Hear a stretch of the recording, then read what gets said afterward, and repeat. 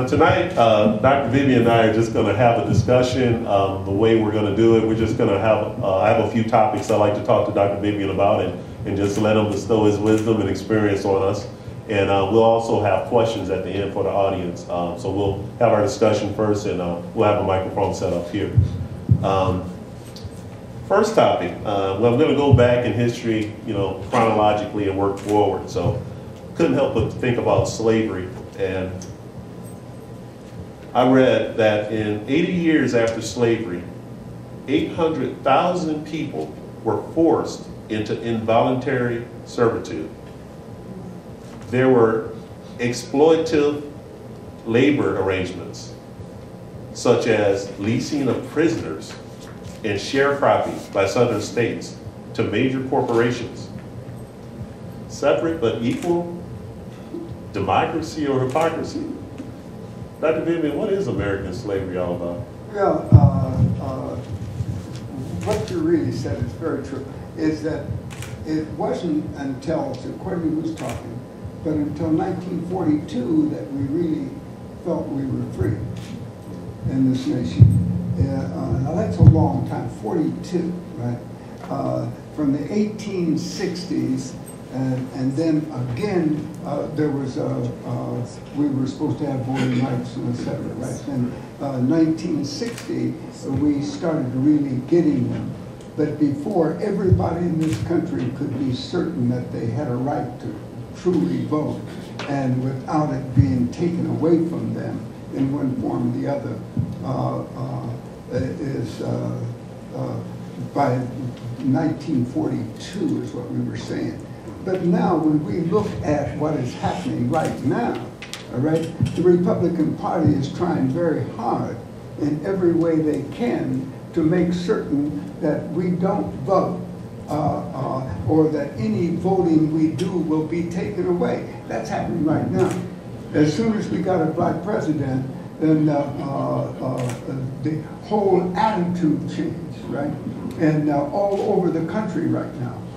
That's what's really going on. And this election is going to decide whether we are really serious about being free or not. Because that's what they're really deciding, is that, and that party is destroying itself. Editorial yesterday or this morning in the New York Times, you get them mixed up, right? But in the New York Times, it said, and quoting experts in the field, one of a Republican strategist in the field, said the party is eating themselves alive. All right, is they have beliefs that no one's going to allow, no public, broad public wants them to push through. When we look at it, the attitude of slavery is still there. In fact, when we pardon me. Thanks, Doc. Is that I see ministers are, we figure that any time we open our mouths, we should be heard at the back of the room, right? And even though people keep telling us no, is that? But I really forgot where I was there. Is that I was really, what were we talking about? Oh yeah,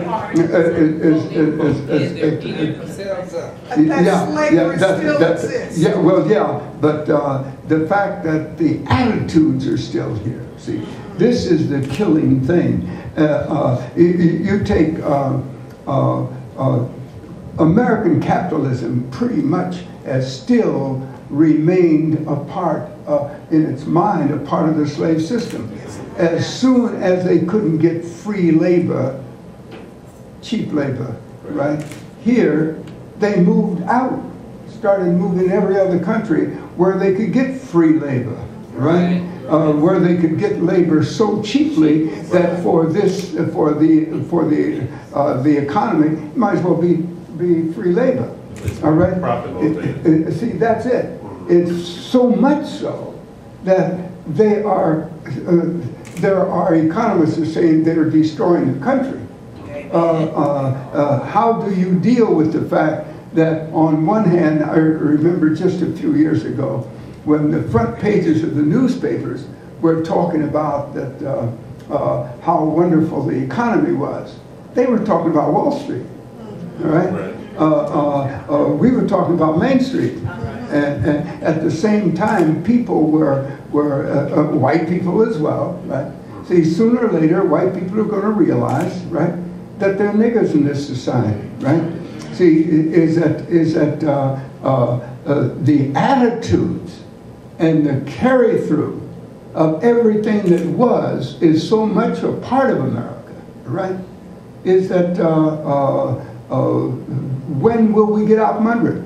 I tell you when we really will, when we decide to get serious about voting, all right? See, this is the real test. We sort of accidentally got a president, right? Right? In fact, actually, we didn't really come to back him really as a people. I mean, really back him. Oh, we all wished he was this and wished he was going to make it, right? But until Iowa, a white state, 3% black, voted for him. And then we said, oh, he's got a chance. And then we started operating, right? But we still have, according to who's giving you your figures, but around 400,000 people in this state, right, that could have voted and didn't, right? Now, of those that voted, 96% of us voted for Obama. But there was this great body of people that could have decided everything in this state, right? Decided everything in this state, but they didn't, right? And as a result, this is most, so we're doing it. Many of the Democrats in this state who held office became Republicans because they don't think that they're going to get elected to office unless they make that change, right? And they've said it, not me, because they made the change, all right? Now, I'm you know who I am, right? Now let me give it the other way. I think that if we go out and register the unregistered, if we do 3/4 of them, we can decide every issue in this state. You see what I mean? It is that when is the time to take over, right? When is the time to be so much a part of the body politic that we really get serious? Yes. But that means that all of us have to knock on doors up and down our entire street. I don't mean in our block, which I used to mean, all right? I mean, is everybody from one end of your street to the other? Are they registered, and are you trying to find out?